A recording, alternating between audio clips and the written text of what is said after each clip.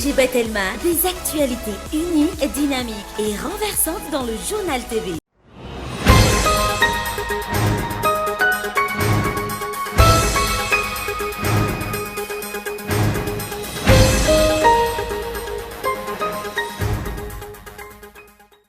No tanterahana fifidianana filohampirenena frantsay fidirana faharoa izay safidianana amin'ny Marie Le Pen na Emmanuel Macron. Nanefa ny adidiny ihany koa ireo monina eto Madagasikara lamina ary tonga maro mifidy raha ny hita atao amin'ny consulat général de France. Olana eo amin'ny fitazana teny mbola kely ny tsy fahafantarana ny lalàna araka ny tokony ho izy. Ireo no isan'ny antony mampirongatra ny herisetra mifamototra amin'ny mahalasy mahavavy eto Madagasikara hoy ny fikambanana mitaiza-tanana. Maresaka iraisam-pirenena androany ny fotoana nomeny ireo mpifidy frantsay manodidina ny 720 tapitrisa ifidy izay tantana azy ireo ao anatin'ny 5 taona manaraka tamin'ny 2010 tany an-toerana mahatratra 320 faingo 320 isanjato ny tapavitriany mpifidy. Ny ady teny rehetra.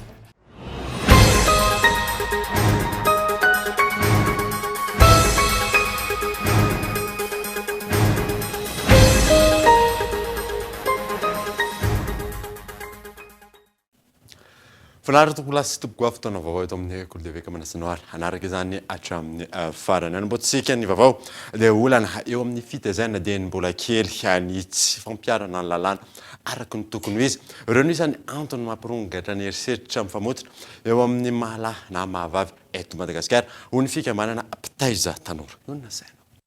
Saika isan'andro na ambanivohitra na an-tanan-dehibe ary enesana herisetra mifototra amin'ny mahalahy na mahavavy eto amintsika. Endrika maro no isehoany izany ary mbola vitsy no hita sy mahasamy toroka oharina amin'ny zava-misy eny anivon'ny fiarahamonina. Eto Madagasikara manokana zao tato dia tena rongatra be mihitsy ny herisetra ara-nofo izay mbola tsy mety foana mihitsy hatramin'izao dia ny vehivavy ny tena iaran'izay kokoa sy ny ankizivavy izay tsy manatsiny. Fanolanana aloha tena tsy misy idiran'ilay fitafy mihitsy satria nisy fotoana zao teto amintsika na zazakely efa bolana ary dia misy manolana iam-bolana misy manolana zazakely iam-bolana tsy possible mihitsy hoe hanao mini short na mini jupe nefa dia mbola misy manolana ihany izany hoe misy lehilahy zany tsy mahatana le filany mihitsy no ny zava-mahadomelina ohatra dia ihany koa ny herisetra ekonomika koa izay tena mbola misy be eto amintsika eto Madagasikara. Le herisetra ara-ekonomika ohatra hoe ny raim-pianakaviana tsy manome vola ny vadiny Ny tsy fampiny ny fialamboly, ny fahalalahany fivezivezen'ireo zava-mahadomelina amin'ny fomba maro samihafa no isan'ny mampirongatra ny tranga hoy ny fikambanana mpitaiza tanora eny ambany tanàna ao Ampefilo Ambodirano.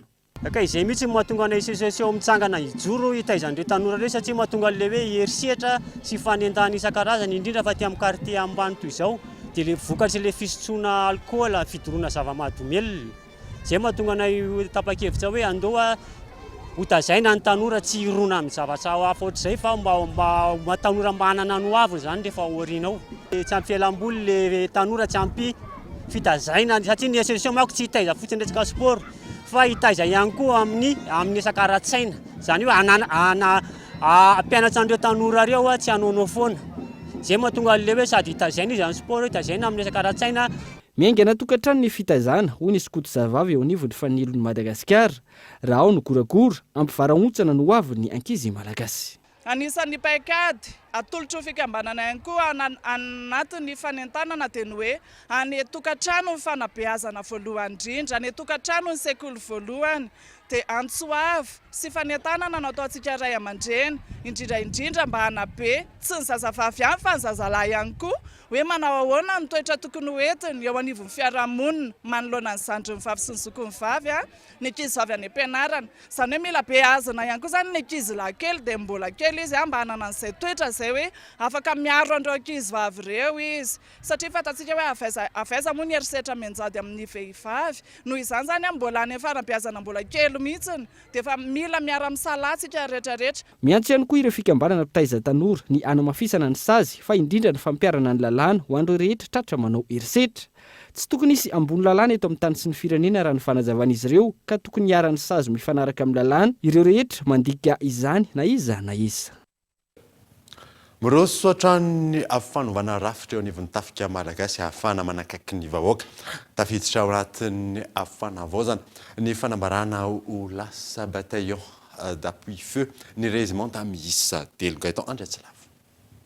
Nankalazaina omaly 13 aprily ny Saint-Georges izay raim-pia ny mpitaingin-tsoavaly sy ireo fiara-mifon'ny vy eo anivon'ny tafika malagasy. Ny fandreseny tsara ny ratsy raha fihezina no afatra lehibe tena hovoizina sy alainy tahaka amin'ny fankalazana.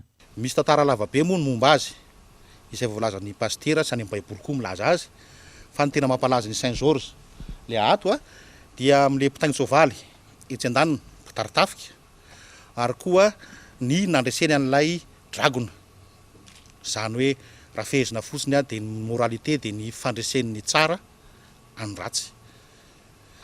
Nararotana koa moa zany zay ao anatin'ny fanditsin-drafitra ny tafika malagasy izay efa iainana ary ny rivotra mitsoka ato amin'ny tafika malagasy amin'izao fotoana izao ny fampisehoana koa ny zava-bita ny vondrona hatramin'izay 2 taona sasany nanaovana azy zay sy nampitomboana ny fahaiza-manao sy ny capacité opérationnelle. Tafiditra anatin'izay fanavaozana izay misy régimenta 3 teo aloha atambatra ho lasa bataillon d'appui feu isan'izany ny pitafondro, ny RAL na ireo mpitondra arme lourde ary ny R3A ilay canon anti-aérien. Ho an'ny eto voatany manokana zany dia misy an'le brigade d'infanterie zany hoe le piady fantasin izy tsika le mpandeha tongotra dia misy ihany koa zany ireo le mampiasa an'le fitaovana fiarovana anabakabaka sy fiarovana tanety sy ny cavalerie blindée. Ao anatin'le vondrona misy an'le brigade d'infanterie zany ny eto ampovoany manana an'izay particularité kely zay zany hoe ny mety ampiova zany dia tsy tonga dia miazakazaka manao opération antsony izahay aty amin'ny brigade fa kosa manomana ny olona amin'ny lafiny rehetrarehetra mba ahafahan'le tompona andraikitra any amin'ny opération mampiasa ny zareo amin'ny fotoana ilany azy sy amin'ny ora ilany azy. Izay ngamba ny fiovana tena goavana zany akoatran'ny hoe raha régiment anankitelo izy teo natambatra bataillon anankiray dia mavesabesatra zany ny nombre an'lisy ny asany andraikiny. Antony maro no niteraka ny fanovana rafitra eo anivon'ny tafika malagasy. Voalohany, rafitra nolovaina hatramin'ny taona 576 ka efa tsy mifanaraka intsony amin'ny filanan-kehitriny ary tsy ahafahana miaro sy manampy ny vahoaka amin'ny fampandrosoana araka ny fenitra vaovao ny rafitra misy hatramin'izao. Tsy mifanaraka amin'ny olana hatrehana amin'izao vaninandro izao ihany koa ny fampitaovana misy. Vokany, tsy afaka manantotosa ny tsakany sy andavany ny andraikitra sahany ny tafika. Tanjona ny ananana tafika manakaiky ny vahoaka ka mandray anjara amin'ny fampandrosoana ny firenena sy manome asina ny maha-olona. Tsy maintsy apetraka kosa ny fitantanana mangarahara eo anivon'ny fanalamanga amin'ny maha-orinasa-mpanjakana azy. Nisy araka izany fampiofanana nomen'ny komision miparitra ny tsenam-barom-panjakana aloatra mangoro ho an'ireo tompona andraikitra Gaëtan Andriatsilava. Ho fampanaran-dalàna ny tsenam-barotra eo anivon'ny orinasa-mpanjakana fanalamanga, omena fahalalana bebe kokoa amin'ny andraikiny ny ireo tompona andraikitra, mikirakira ny famoaham-bola sy ny fividianana fitaovan'ny orinasa ary ireo mpanao contrôle. Ny komisiona party ny tsenam-barom-panjakana aloatra mangoro no tonga nizarany traikefany tamin'ny alalan'ny atrikasa izay tafiditra anatin'ny drafim-panarenana ampangarahara ny fitantanana sy ny fanarahan-dalàna ny asa rehetra eo anivon'ny orinasa. Fiditra misy anatin'ny redressement ny société fanalamanga ny fanaovana an'izao kotsina zao satria mangarahara ny tadiavintsika fitantanana mahomby dia amin'ny lafin'izay zavatra zay zany ny antony anaovana an'izao ataontsika hoe atrikasa moa ny filazantsika azy teo. Amin'ny société mpanjakana azy misy ny statut mifiazy dia ny hoe société anonyme izy na société à participation publique zay misy somary mahasamihafa kely azy any tamin'ny tena hoe fanjakana sy ny établissement public. Ny vokatra andrasana moa zany dia fampitana amin'ireo mpiara-miasa izay voakasika ireo amin'ny fanaranan'ny lalàna zay tokony ho apetraka zany. Mialoha izao fanofanana ireo mpikirakirany vola natao teto amin'ny foibe toeran'ny orinasa izao, nisy ihany koa ny fanofanana ireo mpiasa, mpiandraikitra ny vokatra avokarina sy ny mpitrandraka, ampahomby ho fitantanana mangarahara sy manara-dalàna io. Tahaka mazatra anaraka doka vatra izika meloana derantsika amin'ny tapany faharoa vaovao rehefa vary.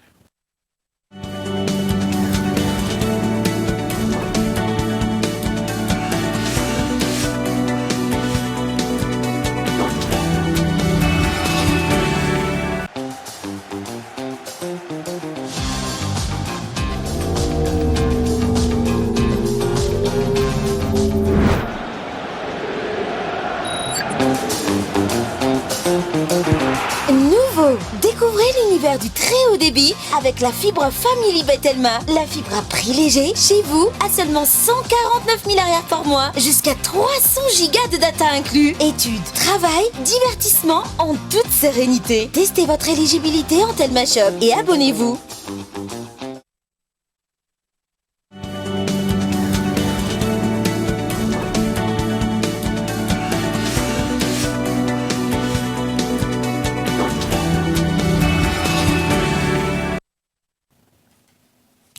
tontolo ny fahasalamana kosa indray dia miisa raiky amby telopolo ny tranga vaovao vao marina fa mitondra ny tsimikaretina covid-19 eto Madagasikara teo anelanelany 9 ka hatramin'ny 12 ny volana aprily teo araka ny tatitra izay navoaka ny ministera ny fahasalamam-bahoaka tsy nisy ny ainana foy amin'ireo vao marina fa voan'ny covid-19 telopolo eto amin'ny faritra Analamanga ary ray kosa tany amin'ny faritra Atsinanana.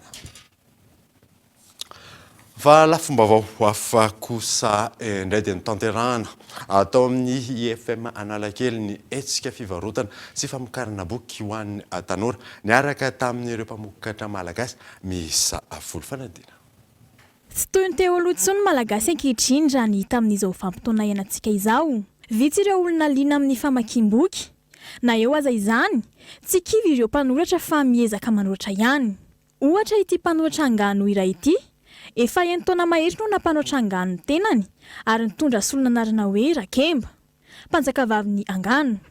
Maro izy ireo ny tombontsoa azo avy amin'ny fandroatana angano toy ny fiverenana amin'ny fahazazana indray.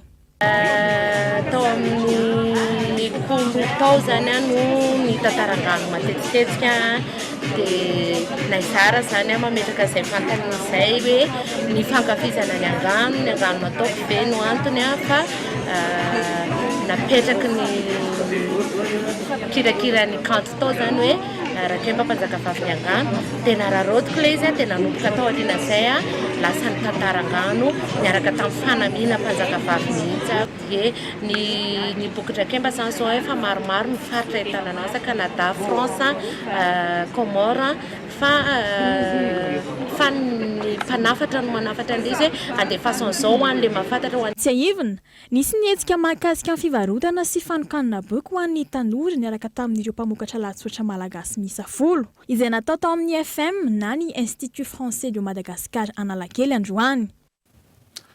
Fa nitanterahana androany moa ny fividianana filoham-pirenena frantsay fihodirana afaroa izay safidianana eo amin'ny Marine Le Pen sy Emmanuel Macron anefa ny adidiny ireo mponina frantsay monina izay eto Madagasikara lama moa amin'ny akabeany mpifidy tonga teny amin'ny consulat général de France ka entina amintsika eo ihany mahakasika izay fa izay indrindra no hidirantsika eo maresaka iraisam-pirenena dia androany no fotoana nomena ireo mpifidy frantsay manodidina ny 7 tapitrisa hifidy izay tantana ao anatin'ny 5 taona manaraka tamin'ny 5 ora ariva teo tany antoerana eo matratratra ny amin'ny 13 isanjato ny tapavitrihan'ny mpifidy fanadina.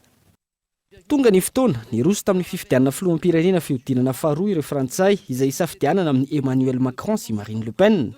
Tamin'ny 12 ora atoandro teo 9 isanjato ny tapavitrihan'ny mpifidy izay nahitana fianana 2 isanjato oharina tamin'ny taona 17 na izany aza nisy fiatsarana oharina tamin'ny fihodinana voalohany ny 10 aprily lasa teo.